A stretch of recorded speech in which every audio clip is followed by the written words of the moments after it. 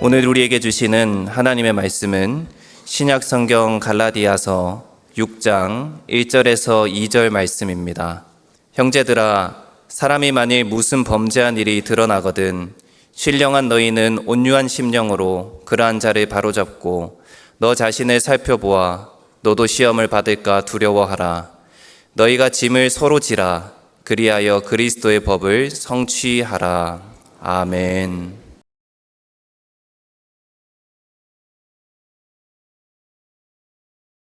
돌봄은 한 사람의 영적인 침체, 그리고 정서적인 아픔, 그리고 삶의 실질적인 무게를 내 어깨로 함께 나누어 짊어지는 상호 책임입니다. 혼자서는 도저히 감당할 수 없는 인생의 무거운 짐 앞에서 외면하지 않고 기꺼이 곁에 서서 이제 짐을 같이 듭시다 라고 말해주는 것을 말합니다. 그래서 돌봄은 단순한 관심이 아니라 동행입니다. 잠시 스쳐가는 위로가 아니라 무너진 사람 곁에 머물러주는 사랑입니다. 때로는 함께 울어주고, 때로는 묵묵히 기다려주고, 때로는 다시 일어설 수 있도록 붙들어주는 것, 이것이 돌봄입니다. 이와 같은 돌봄이 구체적으로 오늘 말씀에 어떻게 나타나 있는지 함께 살펴보고자 합니다. 자, 첫 번째로 바로잡음의 돌봄이 있습니다. 우리가 공동체 안에서 신앙생활을 하다 보면 누군가의 연약함이나 실족함, 심지어는 이 죄악을 발견할 때가 있습니다. 늘 믿음이 좋아 보이던 지체였는데 시험에 들어서 예배를 멀리하는 경우가 있습니다. 또는 원치 않는 잘못을 저질러서 공동체에 어려움을 주는 일도 있습니다. 그럴 때 우리는 어떻게 반응합니까? 대부분 뒤에서 수군거립니다. 그리고 비난합니다. 내 기준이라는 잣대를 대고 손가락질을 합니다. 그리고 정죄합니다. 어떻게 그럴 수가 있어? 믿음이 있다더니 겨우 그 정도였어? 라며 차가운 눈빛으로 상대를 밀어내는 경우가 많습니다. 그래서 바울은 단호하게 권면하고 있습니다. 1절 말씀을 다시 봅니다. 형제들아, 사람이 만일 무슨 범죄한 일이 드러나거든 신령한 너희는 온유한 심령으로 그러한 자를 바로잡고 라고 합니다. 여기서 바울이 명령합니다. 그러한 사람을 바로 잡아줘야 한다라고 말합니다. 여기 바로 잡다라는 단어가 그 당시에는 두 가지 상황에서 사용되었습니다. 첫 번째 상황은 어긋난 뼈를 제자리에 맞출 때였습니다. 어긋난 뼈를 제자리에 밀어 넣을 때 환자는 어떻게 합니까? 비명을 지를 수밖에 없습니다. 큰 고통을 느낍니다. 그렇다고 의사가 그 일을 멈춥니까? 그것은 치료이기 때문에 환자의 고통을 안타까워하는 마음으로 다시 정상으로 회복할 수 있도록 정성껏 그 뼈를 맞춥니다. 이때 사용하는 단어가 바로잡다로 번역된 단어입니다. 또한 두 번째 상황은 어부들이 이 찢어진 그물을 깁고 꿰맬 때 사용하는 단어였습니다. 마태복음 4장에 그 예가 나오는데요. 야고보와 요한이 배에서 그물을 깁는 것을 묘사할 때에 이 단어를 사용합니다. 찢어진 그물을 그대로 두면 물고기를 잡을 수 없습니다. 그렇다고 어부가 그물을 버릴 수도 없습니다. 어부는 묵묵히 앉아서 거친 실로 이 찢어진 틈을 한 땀 한 땀 기워내야 합니다. 그래야지만 이 그물을 사용할 수 있습니다. 이러한 때에 사용하는 단어가 바로잡다라는 단어였습니다. 이것이 성경에서 이야기하고 있는 바로잡음의 돌봄입니다. 영적으로 실족한 지체를 향해서 당신은 틀렸습니다 라고 정죄하는 것이 아니라, 공동체 밖으로 쫓아내는 것이 아니라, 찢어지고 부러진 그의 영혼을 보면서 함께 아파하고 고통을 감수하면서까지 그가 다시 하나님 앞에 설 수 있도록 원래대로 회복시키는 돌봄이 바로잡음입니다. 자, 그렇다면 이 바로잡음의 돌봄을 가능하게 하는 비결은 어디에 있겠습니까? 바울은 그 비결을 온유한 심령이라고 말합니다.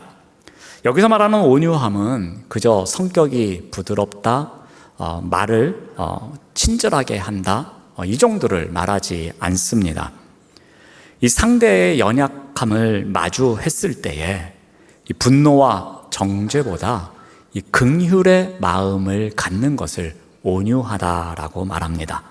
마치 이 상처 입은 마음을 조심스럽게 어루만지는 의사의 손길과 같습니다. 의사는 환자를 보고 화를 내지 않습니다. 왜 이렇게 다쳤느냐고 따지지도 않습니다. 왜 몸을 이렇게 사용합니까? 하면서 정죄하지도 않습니다. 아픈 곳이 어디인지 살피고 가능하면 통증을 덜어주는 가운데 올바르게 치료하고자 애씁니다. 이것이 바로 의사의 사명입니다. 그리고 환자를 대하는 의사의 마음이기도 합니다. 영혼을 돌보는 사람도 마찬가지입니다. 온유함은 절대로 죄를 가볍게 여기는 것을 말하지 않습니다. 그저 잘못을 모른 척하는 것도 아닙니다. 오히려 상대가 다시 일어설 수 있도록 가장 조심스럽고 사랑스럽게 대하는 태도입니다. 그래서 진정한 돌봄은 상대를 무너뜨리는 말이 아니라 세워주는 말로 나타납니다. 상처를 덧나게 하는 비난이 아니라 회복을 돕는 권면으로 나타납니다. 그 예가 사도행전에 나옵니다. 마가가 1차 선교 여행 가운데에 힘겨움을 이기지 못하고 중도에 포기하는 사건이 있었습니다. 아마도 사명을 감당하는 가운데 감당할 수 없는 두려움이 찾아온 것 같습니다. 이제 2차 선교 여행을 출발합니다. 이때 바울이 어떠한 말을 합니까? 나는 마가를 다시는 데리고 가고 싶지 않습니다 라고 말합니다. 바울의 입장도 이해할 수 있습니다. 복음 사역은 목숨을 걸어야 하는 일입니다. 그런데 조금 어렵다고 해서 쉽게 포기하는 사람을 선교팀으로 데려갈 수 없었던 것입니다. 그런데 그때 바나바가 나타납니다. 사람들이 실패자라고 바라보던 마가를 끝까지 포기하지 않습니다. 넘어진 그를 다시 붙들어 줍니다. 다시 사역의 자리로 데리고 갑니다. 바나바는 마가의 실패만 보지 않았습니다. 하나님께서 그를 통해서 일하실 기대를 갖고 있었습니다. 그리고 시간이 흘렀습니다. 바울은 어떻게 고백합니까? 우리 디모데후서 4장 11절 말씀을 참고로 봅니다. 마가를 데리고 오라. 그가 나의 일에 유익하다라고 말합니다. 여러분, 만약에 바나바가 없었다면, 바나바가 마가를 돌보지 않았다면 이 디모데후서 4장 11절은 존재하지 않을 수도 있습니다. 마가는 실패자의 이름으로 그대로 남아 있었을 것입니다.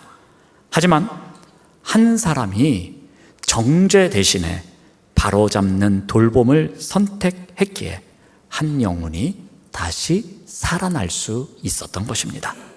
바나바는 그 이름의 뜻처럼 권면의 아들이라는 그 이름처럼 찢어진 영혼을 다시 이어주는 역할을 했습니다.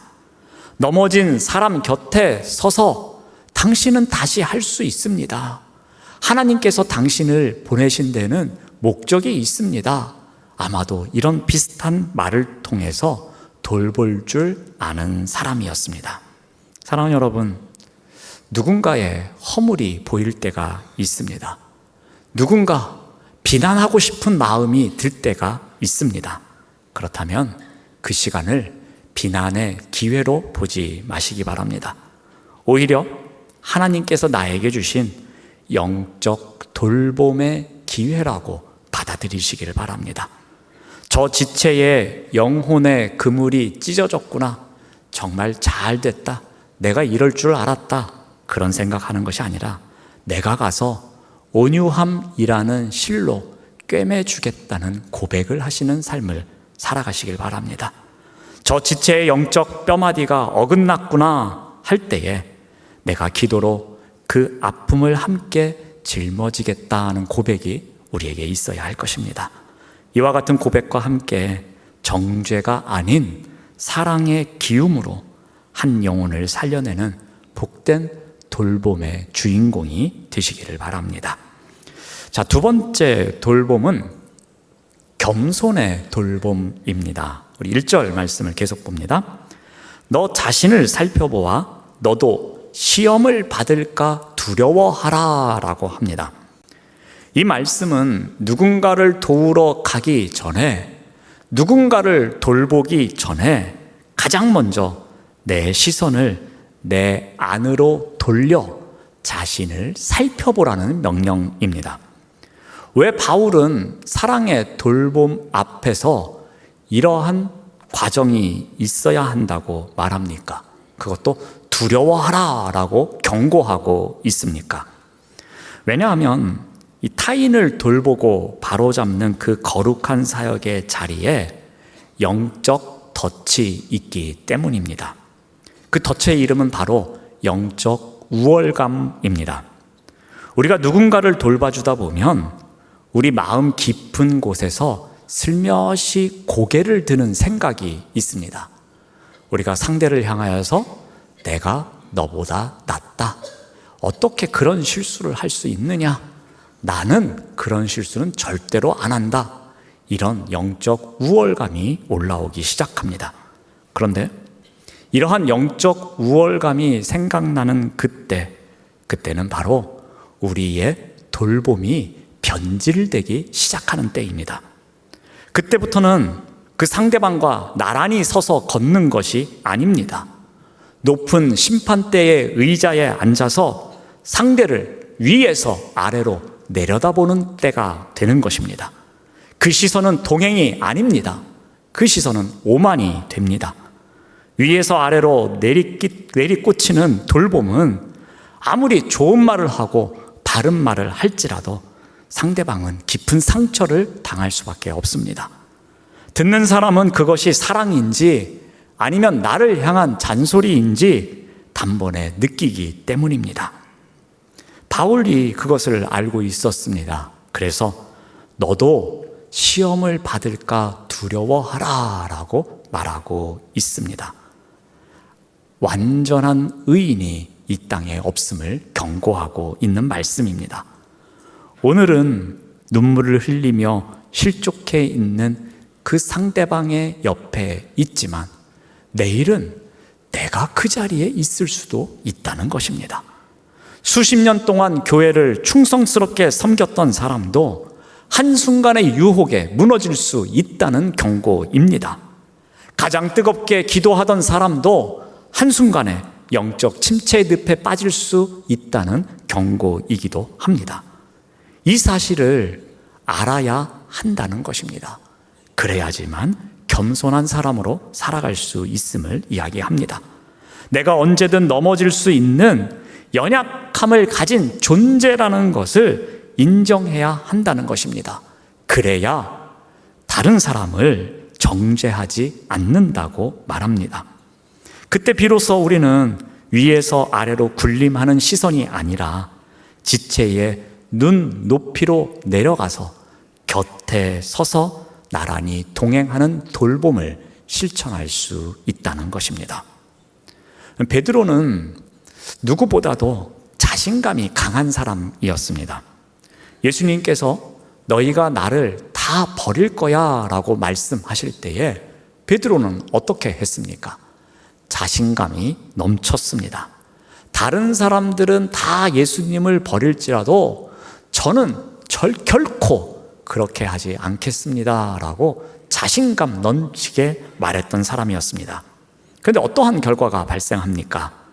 베드로는 사람들 앞에서 예수님을 3번이나 모른다고 부인했습니다. 그것도 예수님을 저주하면서까지 부인했던 자입니다.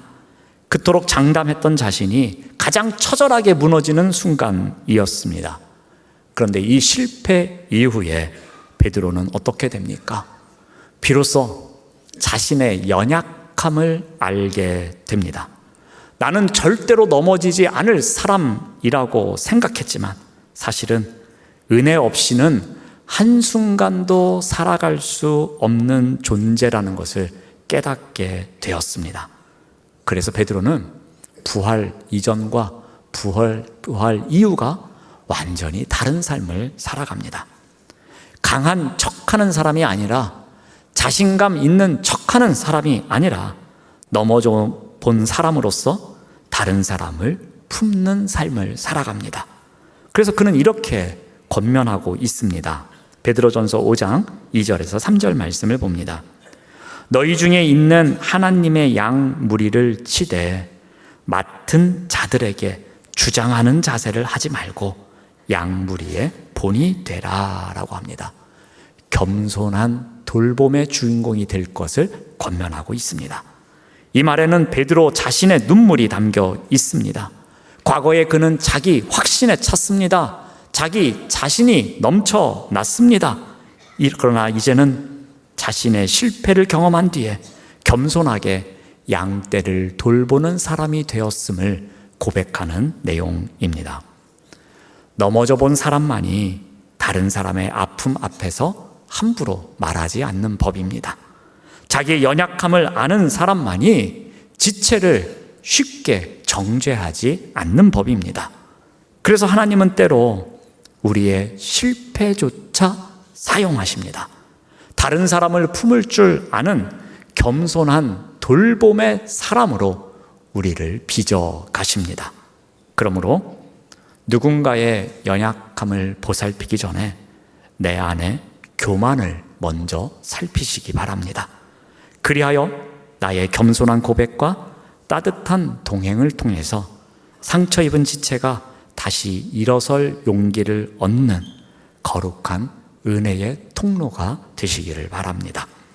자, 마지막으로 우리가 살펴볼 돌봄은 함께 짊어지는 돌봄입니다. 2절 말씀을 봅니다. 너희가 짐을 서로 지라라고 명령합니다. 여기서 바울이 말하는 짐을 헬라어 원어로 보면은 바로스라는 단어를 사용하고 있습니다. 이 단어는 이 가벼운 가방 정도의 무게를 말하지 않습니다. 조금 더 써서 여행 갈 때 큰 캐리어 정도의 무게, 이 정도의 무게도 아닙니다. 이 바로스라는 단어는 인간이 가진 힘의 한계를 넘어서는 무게를 말합니다. 즉 혼자서는 도저히 짊어질 수 없는 압도적인 중량, 그것을 이야기할 때 바로스라는 단어를 사용합니다. 우리의 인생길에는 내 힘으로 감당할 수 없는 바로 이 바로스의 순간이 찾아옵니다. 갑작스럽게 찾아온 청천벽력과 같은 인생의 질병이 있습니다. 밤마다 잠을 이루지 못하게 하는 극심한 걱정 덩어리가 있습니다. 내일은 어떻게 살아가지 고민하고 또 고민하는, 그래서 삶의 터전이 흔들리는 경제적인 위기가 찾아올 때도 있습니다. 내 의지대로 내 마음을 컨트롤할 수 없는 심한 우울감이 찾아올 때도 있습니다. 하나님이 멀게만 느껴지는 영적인 대침체기가 찾아올 수도 있습니다. 이 무거운 바로스의 짐이 한 사람의 어깨에 올려져 있다면 그 사람은 어떠하겠습니까? 그 무게에 짓눌려서 바닥으로 떨어질 수밖에 없는 것입니다. 숨이 턱 막혀서 한 발자국도 움직일 수 없는 상황이 될 것입니다. 그런데 하나님께서는 우리가 이 무거운 인생의 무게를 홀로 짊어진 채 고독하고 외롭게 주저앉는 것을 원치 않으십니다. 그래서 우리에게 선물을 주셨습니다. 그 선물이 바로 교회라는 믿음의 공동체입니다. 그래서 바울은 이렇게 명령합니다. 너희가 짐을 서로 지라라고 합니다. 바로스와 같은 이 무거운 짐, 그 짐을 혼자 짊어지면 숨이 턱 막혀서 살아갈 수가 없다는 것입니다. 그런데 믿음 공동체 안에 있는 지체들이 함께 서로 그 짐을 진다면 다른 일이 발생한다는 것입니다. 이것은 한 사람의 일방적인 희생만을 강요하는 것은 아닙니다. 서로 지는 것을 말합니다. 예를 들면 오늘은 내가 건강하고 내가 여유가 있습니다. 그래서 바로스에 눌려 비틀거리고 있는 사람이 있다면 내 어깨를 살며시 들이밀면서 함께 들어주는 것을 말합니다. 그런데 내일은 내 삶의 지경에 먹구름이 끼고 바로스의 짐이 찾아옵니다. 그러면 또 다른 지체가 찾아와서 내 짐을 나누어 지는 것을 말합니다. 이것이 짐을 서로 지는 상호 돌봄입니다. 상호 돌봄은 그 사람의 짐이 얼마나 무거운지 내 삶의 시간과 물질과 에너지를 쪼개어 직접 져보는 것을 말합니다.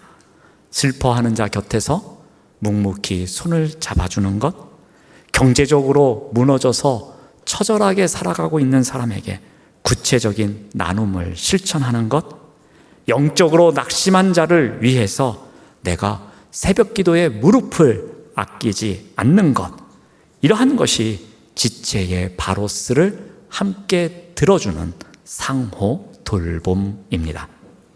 우리가 이와 같이 상호 돌봄을 할 때에 놀라운 일이 있다고 합니다. 2절 말씀을 계속 봅니다. 그리하여 그리스도의 법을 성취하라 라고 합니다. 본문은 우리가 서로 짐을 나누어 질 때에 그리스도의 법을 성취하게 된다라고 가르쳐주고 있습니다. 자, 그렇다면 그리스도의 법이 무엇이겠습니까? 예수님께서 십자가를 지시기 전에 제자들에게 남기신 새 계명입니다. 요한복음 13장 34절은 이렇게 기록하고 있습니다. 새 계명을 너희에게 주노니 서로 사랑하라. 내가 너희를 사랑한 것 같이 너희도 서로 사랑하라 라고 합니다. 새 계명은 서로 사랑하는 것이다 라고 2번이나 반복해서 설명하고 있습니다. 그래서 우리는 서로 사랑하며 살아가는 것, 이것이 새 계명이라고 생각합니다. 근데 이보다 더 중요한 것이 있습니다. 바로 내가 너희를 사랑한 것 같이 라는 기준입니다. 예수님의 사랑은 어떠했습니까? 그 사랑은 말로만 하는 사랑이 아니었습니다. 그 사랑은 멀리 떨어져서 지켜만 보는 사랑이 아니었습니다. 우리의 아픔 속으로 직접 들어오셔서 우리가 감당할 수 없는 짐을 대신 짊어져 주시는 사랑이었습니다. 우리 인생에는 스스로 해결할 수 없는 짐이 너무나도 많습니다. 죄의 짐, 정죄의 짐, 죽음에 대한 두려움, 하나님과 단절된 짐, 여러 가지 짐이 있습니다. 그러나 그 어떤 사람도 우리의 힘으로 이 짐을 해결할 수가 없습니다. 그런데 예수님께서 그 짐을 대신 짊어지셨습니다. 죄 없으신 주님께서 죄인의 자리에 서셨고 우리가 받아야 할 심판을 대신 감당하셨습니다. 그리고 무거운 십자가를 지고 골고다 언덕을 오르셨습니다. 예수님의 십자가는 단순한 고난의 상징이 아닙니다. 하나님의 사랑의 선언입니다. 그래서 우리가 공동체 안에서 누군가의 짐을 함께 져준다는 것, 이것은 단순히 도덕적으로 착한 착한 일을 하는 수준이 아닙니다. 예수님께 받은 사랑을 그대로 흘려보내는 행위입니다. 주님께서 내 인생의 무거운 짐을 대신 져 주셨기에 이제 나도 다른 사람의 짐을 외면하지 않겠다는 사랑의 행위입니다.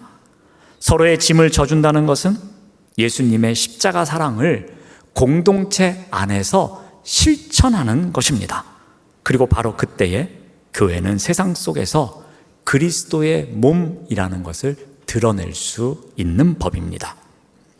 사랑하는 여러분, 누군가의 짐을 함께 져준다는 것은 단순히 사람을 돕는 일로만 끝나는 것이 아닙니다. 이것은 십자가의 길에 동행하는 것입니다. 우리가 누군가의 눈물을 닦아주고 낙심한 사람 곁에 있어주고 무너진 사람을 위해 기도하며 힘겨운 짐을 나누어 지는 것은 단순한 선행이 아닙니다. 십자가의 사랑을 삶으로 실천하는 것임을 꼭 기억하시길 바랍니다. 예수님께서 우리에게 하신 일을 다른 사람에게 흘려보내는 것입니다. 교회는 혼자서는 감당할 수 없는 짐을 진 사람들이 함께 모이는 곳입니다. 그리고 서로를 위해서 함께 짐을 짊어지는 곳이 교회입니다. 우리 주변에도 말없이 무거운 짐을 지고 있는 성도가 있을 것입니다. 그런데 하나님은 그들을 절대로 외면하지 않으십니다. 그리고 우리를 통해서 그들을 위로하시고 우리를 통해 그들의 짐을 짊어지기를 원하십니다. 그러므로 우리가 누군가의 그 무거운 짐, 바로스를 발견한다면 외면하지 마시기 바랍니다. 그 짐이 내 몫이 아니라고 지나치지 마시기 바랍니다. 하나님께서는 내 어깨를 사용하셔서 그 영혼을 붙드실 것을 기대하고 계십니다. 그러므로 제가 함께 들겠습니다. 제가 함께 기도하겠습니다. 제가 곁에서 함께 걸어가겠습니다 라고 말할 수 있는 우리의 삶이 되시기를 바랍니다. 그리하여 우리 교회가 서로의 짐을 나누어지며 그리스도의 법을 성취하고 십자가의 사랑을 세상 가운데 드러내는 아름다운 공동체가 되기를 바랍니다. 사랑하는 여러분, 오늘 돌봄에 대해서 살펴보았습니다. 이 주제는 지난 부흥사경회 때 둘째 날 새벽에 선포되었던 주제였습니다. 그래서 이 주제를 좀 더 나누고 싶어서 오늘 주제로 선택을 했습니다. 오늘 말씀에 나오는 돌봄은 어떤 내용을 갖고 있습니까?